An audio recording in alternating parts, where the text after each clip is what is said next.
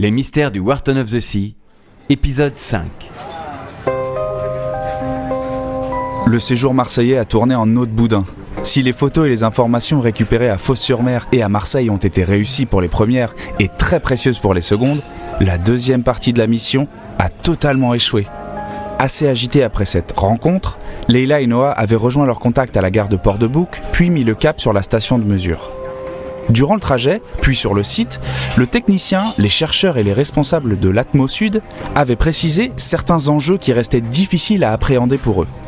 Noah avait tout enregistré. La grosse trouille ressentie dans le train les avait perturbés au point qu'ils n'étaient pas tout à fait là pendant la discussion. Ils avaient ultérieurement réécouté ce passionnant exposé, notamment la partie consacrée à la présence importante des particules ultra fines dans les panaches des bateaux, les PUF pour les intimes.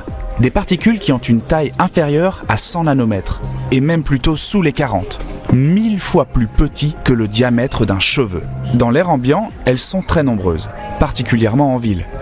Mais comme elles sont vraiment très petites, elles ne représentent généralement qu'une très faible portion de la masse totale des particules en suspension dans l'air. Or, ce n'est pas le cas dans les panaches de bateaux. C'est dire si elles y sont particulièrement nombreuses. Et c'est un problème en matière de santé. Car si les particules fines sont déjà capables de pénétrer au fond du système respiratoire, les ultra fines, du fait de leur taille, peuvent pénétrer encore plus profondément et attaquer le corps humain dans sa globalité. Le diable dans les détails, toujours. En parlant du diable, il n'avait pas revu l'homme du Wharton qui s'était volatilisé en gare de Port-de-Bouc après avoir fait passer son petit message pourri reçu 5 sur 5 par les ados. Attention à ne pas fouiner. Ou gare. Ils étaient rentrés de Marseille stressés pour l'une, furieux pour l'autre. Ils avaient assisté impuissants au départ du Wharton 2 jours plus tard. Ils s'étaient fait griller en beauté et les membres de l'équipage n'avaient évidemment rien tenté. Leila était partante pour laisser tomber la traque. Noah, plus déter que jamais à poursuivre. Oui, on va vous prendre 2 allongés, s'il vous plaît. Ça fait 2 mois, Leila. On est à Dunkerque, tu risques rien. Non mais je laisse tomber, Noah. Enfin, j'ai pas envie de finir avec des semelles en béton au fond du vieux port. On retourne pas à Marseille de toute façon. Le Wharton n'a pas prévu d'y retourner, j'ai demandé à mon père de vérifier. Ils ont passé la campagne du Sud par perte et profit, et on les aura au moins empêchés d'agir là-bas, mais il leur reste le Havre, en avril et mai. Sans moi. Allez, Leila, on est une équipe. Le port du Havre est le plus grand, c'est un site incroyable à documenter.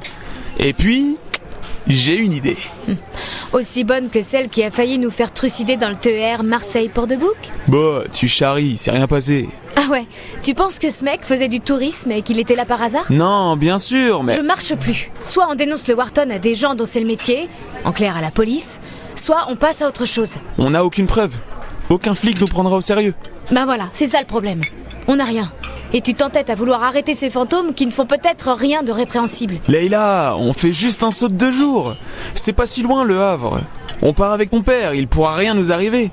Il faut qu'on boucle le reportage, on en a parlé à tout le monde. De quoi on aurait l'air. Et le port de Dunkerque qui finance notre reportage, il risque de nous demander des comptes s'il manque un tiers du boulot. Ok. Un aller-retour de 2 jours.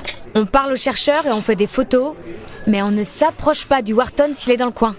Quelles que soient les circonstances, d'accord ? Et je veux que tu me donnes toutes tes recherches pour que je prenne ma décision en ayant connaissance de tous les éléments. Et aussi, tu me laisses organiser la logistique du voyage. Promis. Ça va être super, tu vas adorer le Havre. Ouais. Le jour J est arrivé. Ils sont partis aux aurores et arrivent vers midi au Havre. Grâce aux autorisations et à la présence du père de Noah, que tout le monde semble connaître ici, ils arrivent sans encombre jusqu'à l'écluse François Ier, où est installé le laboratoire mobile d'Atmo Normandie, matérialisé par une camionnette remplie de capteurs. La campagne du Havre est organisée pour compléter les mesures concernant les composés organiques volatiles afin d'alimenter la base de données en informations ciblées et complémentaires. Leila ne tient pas en place. Son comportement inquiète Noah, qui la soupçonne de lui cacher quelque chose.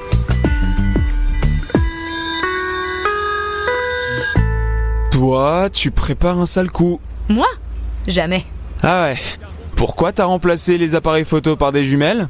Et pourquoi le petit sourire que tu te trimbales là depuis 1 heure ne me dit rien qui vaille ? Tiens, regarde au bout du bassin qui est là. Le bassin René Coty, plein ouest. Tu le reconnais ? Le Wharton ? Je croyais que tu voulais en rester le plus loin possible et qu'on devait pas s'en approcher. On ne s'en approche pas. Regarde maintenant au pied des portiques de déchargement. Je vois rien. Et si, regarde. Merde! Qu'est-ce que c'est que ça? Ça, c'est le raid. Et une douzaine d'enquêteurs de la brigade des stupes qui ont été prévenus qu'une cargaison de cocaïne allait être discrètement débarquée du Wharton. T'as pas fait ça? T'es pas aussi cinglé que ça, sérieux? J'avais pas le choix. Tu aurais pris des risques insensés si je l'avais pas fait. Et s'ils trouvent rien? Eh bien, j'irais me dénoncer, en montrant tout le travail de suivi du Wharton. Mais t'es bonne pour l'asile, ma vieille, hein. Mais qu'est-ce que je t'adore! La cavalerie vient de partir à l'assaut.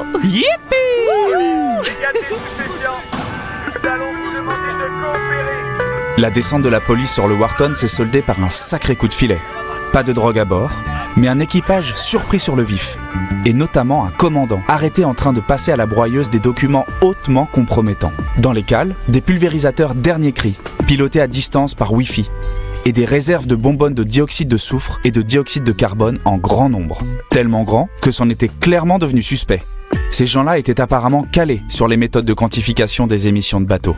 Une fois une bonbonne et un pulvérisateur installés à proximité des capteurs des scientifiques, il suffisait de relâcher du dioxyde de soufre et du dioxyde de carbone pour faire apparaître un bateau fantôme dans les relevés de mesure. Mais sans la présence des autres polluants qui intéressaient le projet Shipper.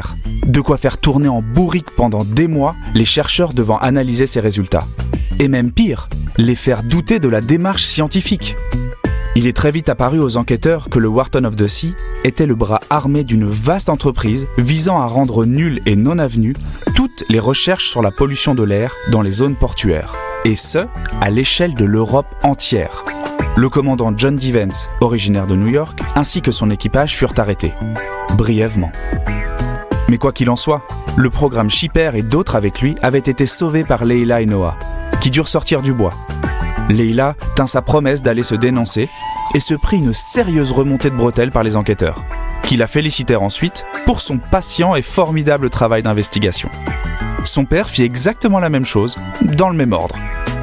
Les deux ados furent chaudement fêtés par les chercheurs du programme Shipper, qui vinrent au grand complet assister à la deuxième exposition organisée quelques mois plus tard. Les résultats de cet énorme travail scientifique étaient encore en cours d'élaboration, tout comme l'enquête qui peinait à remonter jusqu'au véritable commanditaire du sabotage, caché derrière une multitude de sociétés écrans.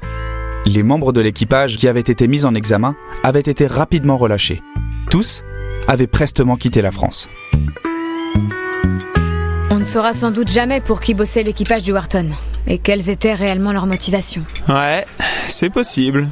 Pourquoi tu souris comme ça, Noah? Mais je ne souris pas. Bien sûr que si, tu souris. De cet affreux petit sourire niais qui annonce généralement une calamité géante sortie de ton cerveau malade. Oh, question coup tordu, t'es pas mal non plus. Qu'est-ce que tu mijotes? Mais rien. Après, ce qui est possible n'est pas certain. Explique. Tu as dit qu'il était possible qu'on ne découvre jamais ni les commanditaires ni leurs motivations.